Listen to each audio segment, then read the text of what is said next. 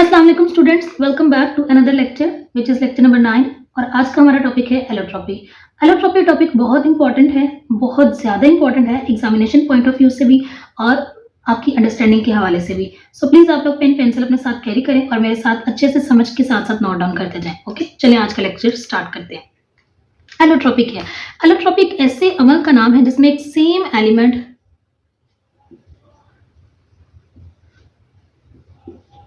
Exist करता है, exist in different forms.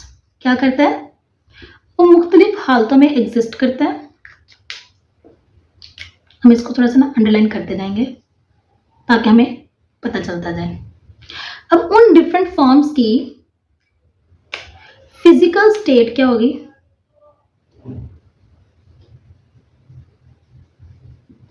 Will be same. Physical state क्या होगी बच्चे? सेम होगी।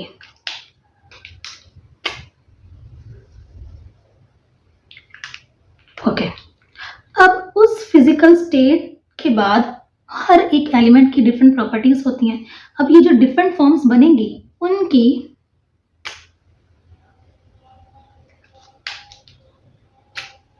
फिजिकल और केमिकल प्रॉपर्टीज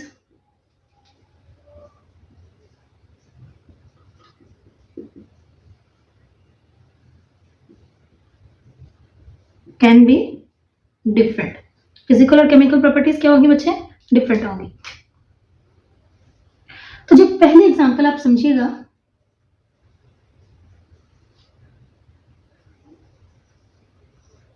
ठीक है, ये हमने इसकी डेफिनेशन को एक्सप्लेन किया है। ओके, एलोट्रॉप्स ऑफ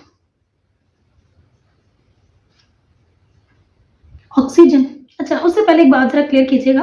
देखिए, इसमें लाजमी है कि ये एलिमेंट की सेम फॉर्म्स होंगी, कंपाउंड की सेम फॉर्म्स नहीं होंगी। एलिमेंट की सेम फॉर्म्स होंगी तो उस प्रोसेस का नाम है एलोट्रॉपी। अगर कंपाउंड की सेम फॉर्म्स होंगी वो एक डिफरेंट अमल है। अगर कंपाउंड की सेम फॉर्म्स होंगी तो उसे कहेंगे पॉलीमॉर्फिज्म। क्या कहते हैं? क्या कहते हैं? पॉलीमॉर्फिज्म। अंडरस्टूड? ओके जी, आ जाए नेक्स्ट।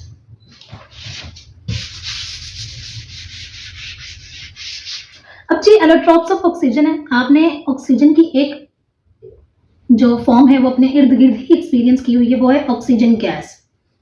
और एक दूसरी है जो मैं आपको बता रही हूँ वो है ओजोन गैस। क्या है? Ozone gas. ये भी ऑक्सीजन गैस की फॉर्म में है और ये भी किस फॉर्म में है? गैस की फॉर्म में है। अब आप लोग अगर समझें तो फिजिकल स्टेट सेम है। फिजिकल स्टेट क्या है? सेम है दोनों में। ठीक है, अब अगर आप यहाँ पे देखें तो यहाँ पे ऑक्सीजन एटम्स कितने हैं? 2।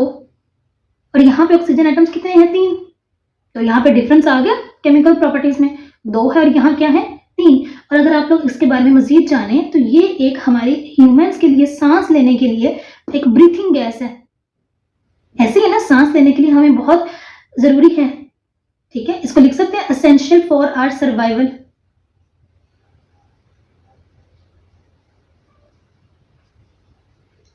जबकि अगर ओजोन की बात की जाए, ओजोन की बात की जाए तो ओजोन एक पॉइजनस गैस है। क्या है जी? एक पॉइजनस गैस है। अगर हम इसे इनहेल करते हैं, क्या करते हैं? इनहेल करते हैं तो डेथ में अकर हो सकता है, हमारी जान चली जाए। अब ओजोन कहाँ पाई जाती है? ओजोन हमारी ये अर्थ से ऊपर ऑलमोस्ट 15 to 20 किलोमीटर अवे अगर हम जाते हैं तो यहाँ पे हमारे क्या पाई जाती है? ओजोन की एक लेयर है। ओजोन की जो लेयर है वो हमारे सन से आने वाली जो यूवी रेडिएशंस होती हैं उनको क्या करती हैं? ऑब्जॉर्ब करती है। ये O3 का क्या काम है? हमारे सन से आने वाली यूवी रेडिएशंस को ये क्या करती है? ऑब्जॉर्ब करती है। ओके, यहाँ पे हमारे ह्यूमंस की, यहाँ ये जो अर्थ पे ह्यूमंस रह रहे ना, इस लेयर की फॉर्म में ये हमारे पास काम कर रही है एक प्रोटेक्टिव शील्ड की फॉर्म में। लेकिन अगर हम इसी गैस को इनहेल कर लेते हैं तो हमारे पास क्या होती है? डेथ होती है। तो सेम एलिमेंट है, सेम एलिमेंट की डिफरेंट फॉर्म्स हैं। एक है ऑक्सीजन और एक क्या है? ओजोन। क्लियर है बच्चे? अब दोनों डिफरेंट फॉर्म्स की फिजिकल स्टेट क्या है? सेम है, क्योंकि दोनों गैसेज हैं। इनकी केमिकल और फिजिकल प्रॉपर्टीज आगे आपने देख ली। क्लियर है? चलें जी, अब नेक्स्ट एग्जांपल की तरफ चलते हैं। स्टूडेंट्स, तो क्या ये सब पढ़ने के बाद आपके माइंड में क्वेश्चन नहीं आ रहा कि ये जो डिफरेंट फॉर्म्स हैं ये क्यों हैं, डिफरेंट फॉर्म्स क्यों बन रही हैं? क्या रीजन था कि जो ऑक्सीजन था वो भी, उसमें भी ऑक्सीजन एटम्स थे और ऑक्सीजन ओजोन में भी ऑक्सीजन एटम्स थे, तो क्यों, क्या रीजन है डिफरेंट फॉर्म्स का, क्या रीजन है डिफरेंट फॉर्म्स का? तो रीजन ये है बच्चे कि इसमें जो एटम्स होते हैं, डिफरेंट अरेंजमेंट ऑफ एटम्स, वो क्या करते हैं, एटम्स डिफरेंट अरेंजमेंट पे होते हैं, डिफरेंट अरेंजमेंट ऑफ,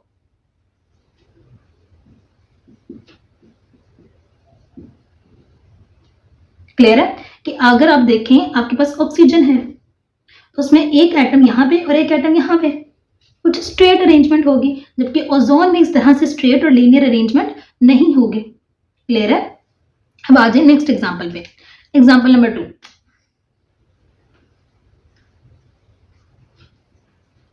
ये आपके एग्जामिनेशन पॉइंट ऑफ व्यू से बहुत इंपॉर्टेंट लॉन्ग क्वेश्चन है, बहुत इंपॉर्टेंट है, ठीक है, इसको आपने बहुत ध्यान से पढ़ना है, बहुत केयरफुली पढ़ना है। अच्छा जी, अब हमारे पास एग्जांपल नंबर 2 क्या है, एलोट्रोप्स ऑफ सल्फर, सल्फर के एलोट्रोप्स क्या हैं? अब सल्फर में बच्चे 8 एटम होते हैं, S8, कितने होते हैं, S8। अब ये जो S8 है इसकी 2 स्टेट एग्जिस्ट करते हैं, सल्फर के 2 एलोट्रोप्स हैं, एक को कहते हैं रोम्बिक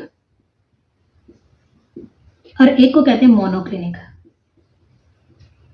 क्या कहते हैं, रोम्बिक और मोनोक्लिनिक। अगर रोम्बिक की कुछ देखी जाए उसकी अरेंजमेंट एटम्स की, तो वो कुछ यूं होंगी, देखिएगा, ये आपने पेपर में ड्रॉ नहीं करनी, लेकिन यहां पे समझ लें, ये इस तरह से ना खुद को कोई फ्लैट टाइप कर लेता है, इस तरह से, समझे? और यहाँ पे 8 कॉर्नर्स पे 8 सल्फर एटम्स खुद को क्या करेंगे, अरेंज, 1 2 3 4 5 6 7 और ये 8 हो गया। अब अगर आप देखें मोनोक्लिनिक में, तो मोनोक्लिनिक में अरेंजमेंट कुछ यूं होगी,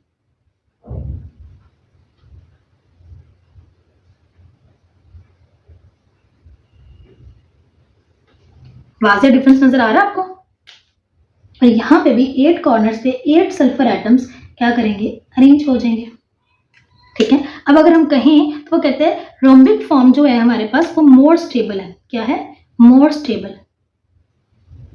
अब क्वेश्चन ये भी राइज हो जाता है, why is it more stable, why is it more stable? अगर आप रोम्बिक को अगर देखें तो रोम्बिक इन और मोनोक्लिनिक के दरमियान जो टेम्परेचर स्टेट एग्जिस्ट करती है उसको कहते हैं 96 डिग्री सेल्सियस। क्या कहते हैं, 96 डिग्री सेल्सियस। अब ये 96 डिग्री सेल्सियस टेम्परेचर इन दोनों के दरमियान है क्या, इसको कहते हैं बच्चे ट्रांजिशन टेम्परेचर। ये सिर्फ आपने समझना है, ये आपकी बुक में इसका कॉन्सेप्ट नहीं है। ट्रांजिशन टेम्परेचर, ट्रांजिशन वीडियोस आप लोगों ने देखेंगे, ठीक है, उसमें ट्रांजिशन में क्या होता है, एक स्टेट होती है फौरन से अगली स्टेट आ जाती है, ट्रांजिशन स्टेट होती है उसमें। सो इसी तरह से रोम्बिक अगर 96 डिग्री सेल्सियस पे पहुंच के 96.1 पे जाता है, ठीक है, तो ये रोम्बिक नहीं रहता, बल्कि ये किसमें चेंज हो जाता है, मोनोक्लिनिक में। किसमें चेंज होता है, मोनोक्लिनिक में। 1.1 डिग्री सेल्सियस से ये किसमें चेंज हो गया, डिफरेंट अरेंजमेंट ऑफ एटम्स में। क्लियर है? अच्छा जी, अब ये कहता है कि ये मोर स्टेबल क्यों है, क्योंकि अगर इसका टेम्परेचर देखा जाए तो ये रूम टेम्परेचर पे एग्जिस्ट कर जाता है, जबकि ये नहीं, क्योंकि मोनोक्लिनिक नहीं, मोनोक्लिनिक बहुत हाई टेम्परेचर पे एग्जिस्ट करता है। ओके, आप लोगों ने सिर्फ इतना याद रखना है, एमसीक्यूज है, बहुत इंपॉर्टेंट एमसीक्यूज है कि rhombic which one is more stable, rhombic और मोनोक्लिनिक। तो आपको पता होना चाहिए rhombic is more stable. And now why rhombic is more stable, rhombic is more stable because ये रूम टेम्परेचर पे भी एग्जिस्ट करता है। रूम टेम्परेचर पे एग्जिस्ट करने के साथ साथ इसके दरमियान जो पार्टिकल्स हैं आर टाइटली पैक्ड। क्या है, यहाँ पे जो पैकिंग हुई है एटम्स की, पार्टिकल्स की, वो बहुत टाइट पैकिंग है, बहुत टाइटली पैक्ड है। ओके, चले जी, अब चलते हैं नेक्स्ट एग्जाम्पल की तरफ। और नेक्स्ट एग्जाम्पल हमारे पास बहुत इंपॉर्टेंट है, लॉन्ग क्वेश्चन, शॉर्ट क्वेश्चन, हर तरह से वो सेपरेट आ सकती है। ओके, तो आप लोगों ने बहुत ध्यान से, बहुत अच्छे से उसको समझना है। आज का टॉपिक वैसे ही बहुत इंपॉर्टेंट है, लॉन्ग शॉर्ट दोनों के हवाले से। ओके, आ जाए। ओके जी स्टूडेंट्स, तो नेक्स्ट हमारे पास एग्जाम्पल नंबर 3 है, एलोट्रोप्स ऑफ कार्बन। किसके, कार्बन के। अब पहले तो हम इनके नाम डिस्कस कर लेते हैं। अब कार्बन के जो एलोट्रॉप्स हैं वो देखिए, 3 एलोट्रॉप्स हैं कार्बन के। फर्स्ट वन आपका मोस्ट फेवरेट डायमंड, किसका फेवरेट नहीं होगा डायमंड का। Then second one is the graphite, इसको हम बहुत कम एक्सपीरियंस कर रहे हैं। देन इज द, इसका नेम थोड़ा प्रोनाउंस करने में प्रॉब्लम होगा, बक मिंस्टर फ्लोरीन।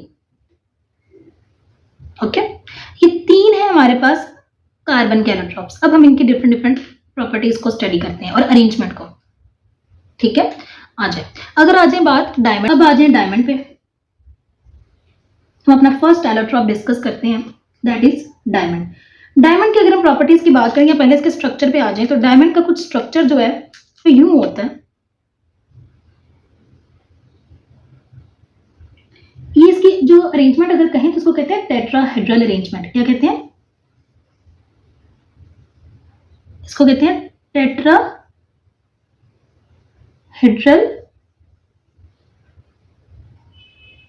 अरेंजमेंट।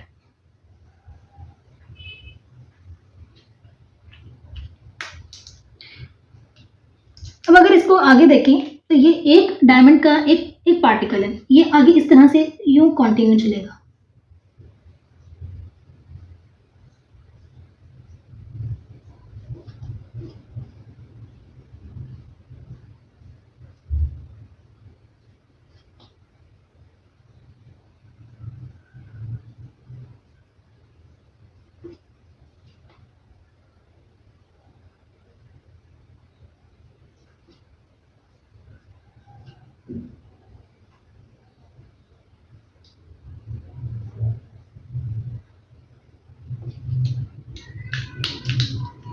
मैं यहाँ पे ऊपर अटैच नहीं करूंगी डायमंड का स्ट्रक्चर, ठीक है, अरेंजमेंट के साथ, तो आपने को देखना है। अब यहाँ पे क्या है, कार्बन एटम्स अरेंज है इन कॉर्नर्स पे।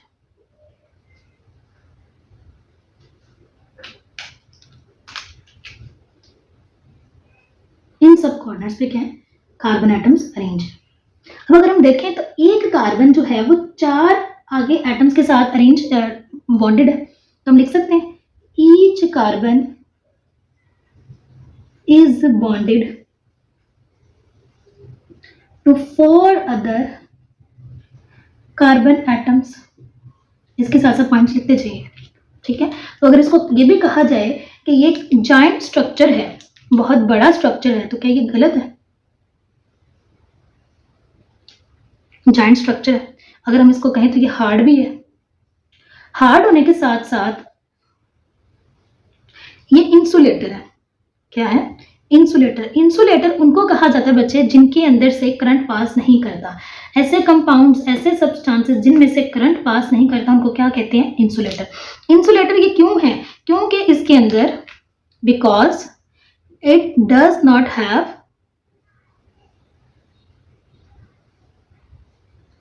Free electrons.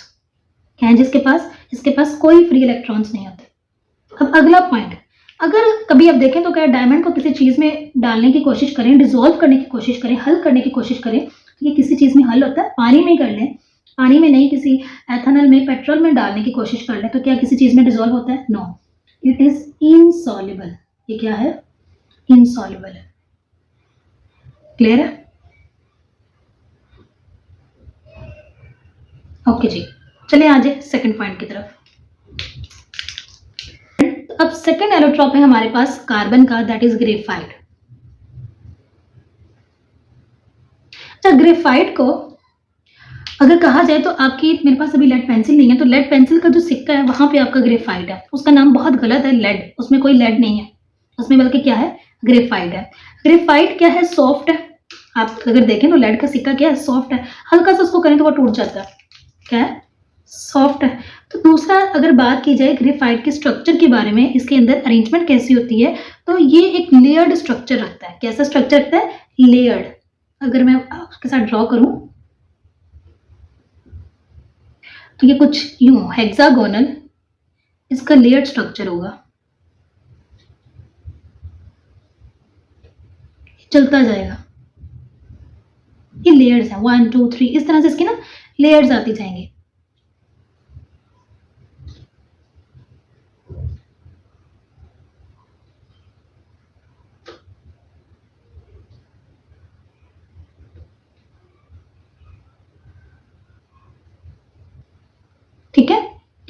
Hexagonal layered structure. ये लेयर्स है ना, इनको लेयर्स ही तो कहते हैं, ये लेयर्स बन रही हैं, ठीक है। अब ये सॉफ्ट है, इजीली ब्रेकेबल है, इसको क्या कर सकते हैं, आसानी के साथ तोड़ सकते हैं। अब इसकी बात क्या जाती है, ये तो ये सॉफ्ट है तो ये वर्क करता है एज एन इंसुलेटर, सॉरी ये क्या,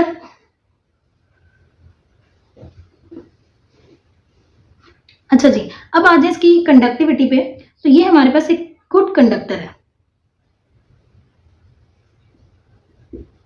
गुड कंडक्टर। गुड कंडक्टर क्यों है, क्योंकि इसमें क्या होते हैं, फ्री इलेक्ट्रॉन्स होते हैं। अगर आप लेड के सिक्के से इलेक्ट्रिसिटी पास करने की कोशिश करें तो वहां पे इलेक्ट्रिसिटी कंडक्ट हो जाएगी, ठीक है। अब इसका जो सेकंड अगर यूज की बात कीजिए तो ये लुब्रिकेंट के तौर पर यूज होता है।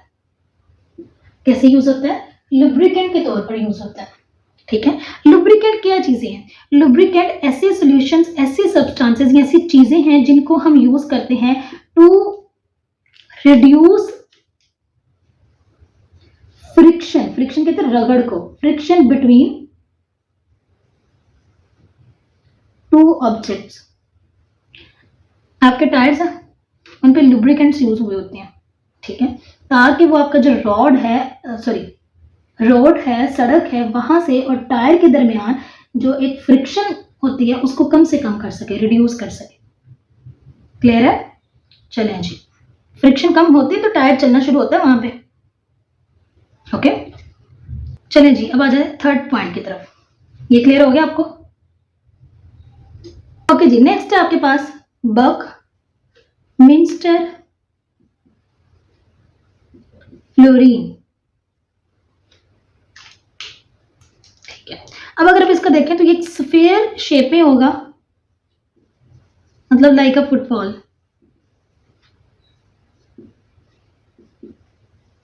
फुटबॉल की तरह एक स्फीयर शेप में होगा यूं, ठीक है। तो अब वो कहता है कि इस स्फीयर में जो एटम्स हैं उनकी जो अरेंजमेंट है,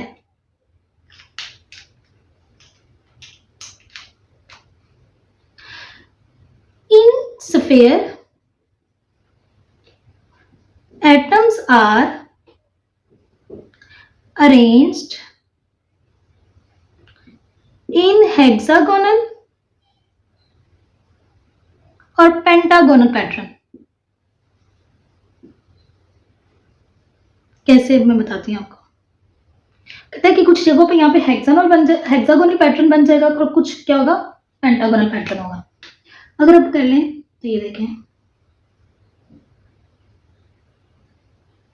1 2 3 4 5 6, कुछ जगहों पे 1 1 2 3 4 और ये 5, कुछ ये से 1 2 3 4 1 2 3 4 5 6, ये ले। इसी तरह से ये जो स्ट्रक्चर है ये क्या करेगा, चलता जाएगा और आपकी क्या हो जाएगी, एक वुड, और आपकी क्या हो जाएगी, एक फुटबॉल शेप बन जाएगी, जिसको हम क्या कहते हैं, बकमिंस्टर फ्लोरीन, ठीक है।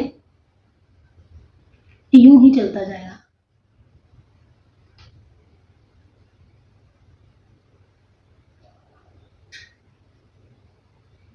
ओके। उसको हम केज का नाम भी कहते हैं, केज। केज कहते हैं कि ये एक पिंजरा है और इस पिंजरे के अंदर एटम्स की अरेंजमेंट है, और वो कहता है कि इस पिंजरे में ऑलमोस्ट कितने कार्बन एटम्स होंगे, 60 कार्बन एटम्स। कितने होते हैं, एक कॉमन बकमिंस्टर फ्लोरीन के मॉलिक्यूल में कितने कार्बन एटम्स होंगे, 60 कार्बन एटम्स होंगे। और इंपॉर्टेंट एमसीक्यूज है, पूछ सकता है वो। क्लियर है, एक बकमिंस्टर फ्लोरीन का अगर एक स्फीयर को कंसीडर किया जाए, एक केज को कंसीडर किया जाए, तो उसमें कितने कार्बन एटम्स होंगे, 60 कार्बन एटम्स होंगे, ओके। अब आज इसकी थोड़ी सी प्रॉपर्टीज डिस्कस कर लेते हैं। अब हमने इसका नॉर्मल तो पढ़ लिया, अब आगे इसकी प्रॉपर्टीज को देखते हैं, ओके जी स्टूडेंट्स। तो अब आ जाए इसकी कुछ प्रॉपर्टीज पे। जैसे कि आपको पहले भी बोला है, ये सॉफ्ट है, क्या है, सॉफ्ट है। सॉफ्ट होने के साथ साथ ये नॉट अ गुड कंडक्टर, अच्छा कंडक्टर नहीं है, मतलब ये इंसुलेटर है, डज नॉट कंडक्ट इलेक्ट्रिसिटी। अच्छा जी, अब इसके बाद ये क्या है, सॉल्युबल है इन ऑर्गेनिक सॉल्वेंट्स। अब बच्चे ऑर्गेनिक सॉल्वेंट्स कौन से हैं? ऑर्गेनिक सॉल्वेंट्स ऐसे सॉल्वेंट्स को कहा जाता है, सॉल्वेंट तो वो है ना, एक solute plus solvent, solvent solute को अपने अंदर डिसॉल्व करता है, तो बकमिंस्टर फ्लोरीन यहाँ पे एक सोल्यूट एक्ट करेगा और किसी सॉल्वेंट में डिसॉल्व होगा। अब सॉल्वेंट वो सब्सटेंसेस वो हैं जिनके अंदर कार्बन मौजूद होगा, लाइक योर पेट्रोलियम, एथेनॉल, ये सारे आपके पास क्या है? ऑर्गेनिक सॉल्वेंट्स हैं। ऑर्गेनिक सॉल्वेंट्स में आपका बकमिंस्टर फ्लोरीन डिसॉल्व होगा। वो क्यों होगा? क्योंकि यहाँ पे कार्बन कार्बन जो एटम्स हैं उनमें क्या पाया जाता है? क्या पाया जाता है? Covalent bonding. क्या होती है? Covalent bond. और कोवेलेंट बॉन्ड होने की वजह से ही ये ऑर्गेनिक सॉल्वेंट्स में क्या होता है? डिसॉल्व होता है। ठीक है, अब इसका आई थिंक सो लास्ट एक पॉइंट रह गया जिसको, हाँ जी, ये क्या करता है? Low melting point.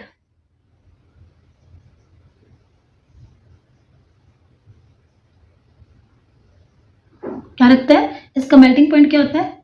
लो होता है। ठीक है, समझ आ गया? यहाँ से उम्मीद है कि आप लोगों को लेक्चर की समझ आ गई होगी। अगर मजीद कोई मसला है तो आप लोग कमेंट बॉक्स में पूछिए, मैं जवाब दूंगी आप लोगों का।